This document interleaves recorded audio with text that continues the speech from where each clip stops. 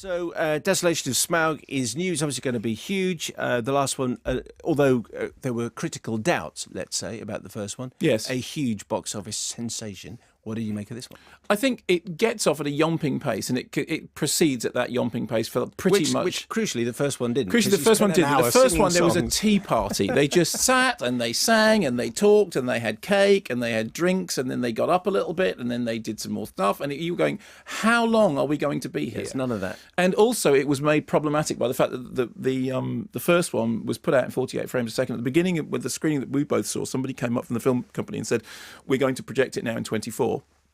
We can arrange a special screening in 48 because there will be 48s, but actually 20% of UK screenings are going to be in 48. The rest is going to be in 24. So essentially, as far as the way the release pattern has panned out, you're probably going to see it in 24 frames, which to some extent indicates a loss of confidence in 48. It may be that they The still point of 48 being reminders.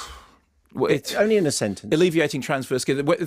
As you were panning left to right or right to left with stereoscopy, the idea was that it made the jitter less. It was also meant to solve some of the light problems. Right. It didn't appear to do that very well. What it did appear to do was, for some reason, which nobody's quite clear about, and heaven knows I've read enough articles about this now, the high-def 48-frame image looked peculiar. It looked televisual in a really strange way.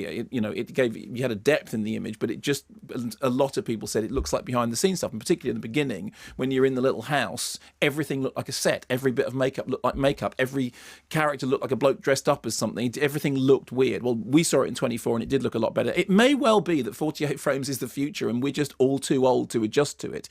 But for whatever reason, that you're probably going to see Desolation of Smaug in 24 frames, and frankly, that's a good thing. Anyway, so the thing heads off, and it goes off at a yomping pace, and we go through, Forest of Mirkwood, and we get to Lake Town, where there's all this smog and the stench of fish, and we head on to Erebor, and there's going to be the dragon, and there's all the stuff. So they are going at a pace. And don't forget the darkness in Dol Guldur. Yes. And there is an awful lot of the Hobbity thing of I am Frithki Bong of the Flidley Flarblomfs, and I am the third Thring of Thrade. There's a lot of that. In fact, there is one conversation in which two characters meet and they do that, and you laughed. Yeah, well, it just sounded like you. Yeah, exactly. It did sound like somebody doing a joke about Tolkien. Plus, you get, Legolas is brought back in because he's not meant to be there, but they brought him back in anyway. And then there's Tauriel, who's sort of been created from nowhere. So they're filling in gaps that, because it is a fairly slender book. But I think here's the thing.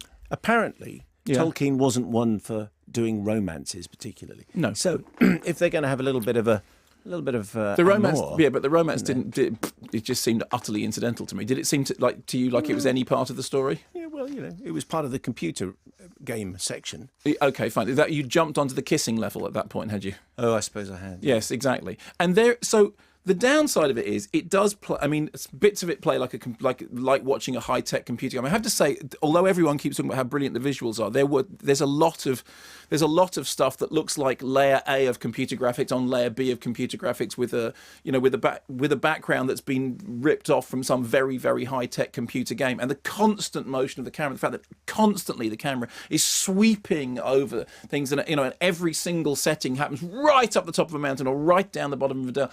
All that stuff does give it sometimes the air of a computer game. So when you actually see them walking across what's a nice field in New Zealand, you're struck by suddenly we're in something that looks real. It's very, very computer graphic-y. There's no two ways about that. Not to say that it's not well rendered, but it is very computer graphic-y.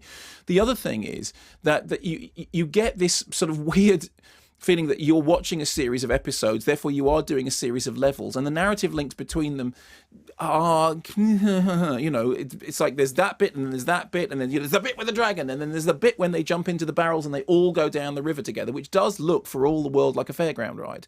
I mean, that does look like a River Rapids fairground ride. And when they're inside the mountain and there's all slidiness and spinning upside down, that looks like a roller coaster ride. So you look at it and it looks like a great big theme park thing. Now, bear in mind, I did say theme park attraction in terms of gravities. That's not necessarily a bad thing, but at it's not 3 hours, it's 2 hours 40, isn't it? It is too long. It is Bilbo Baggy. There's no two ways about it. And it does have an awfully electronic look to the image when they're doing the endless sweeping stuff. That said, Martin Freeman is great as the Hobbit, and he has found his place as the Hobbit, because and you're exactly right. It's all to do with him having that. He looks like he's constantly on the brink of just about. He's about to say, but and somebody else is, and other people will be having conversations around him, and he'll be doing that thing about looking quizzically. He kind of knows the answer, but they haven't figured it out yet. I mean, of course, there's a map. Of course, there's a key. Of course, there's a staircase. Of course, there's a map. It is all the, roll the dice, throw all the little bits of, Tolkien-esque Hobbity thing together and put them, and you can construct the story for yourself. So narratively, I'm still unconvinced that The Hobbit needs to be done over what is going to be 9 hours by the end of it. And so I did find it long, and I did find, I really wanted to lose 40 minutes out of it. And I did find it very computer graphic-y. But it moves along at a rattling old pace. The individual set pieces, some of them work quite well. I thought we'll go talk more about this after 3 o'clock. When they finally get to Smaug, Benedict Cumberbatch is doing a great job with Smaug's voice. And of course, actually, when he recorded motion capture stuff, they said actually they didn't do the dragon through data from motion capture, but they used his motion capture stuff to get sort of a guide for what the dragon should look like. It's better than the first one. It's still got issues, but it's better than the first one, and almost the best thing about it is Martin Freeman. And it's good fun. It is good fun, but it could be shorter.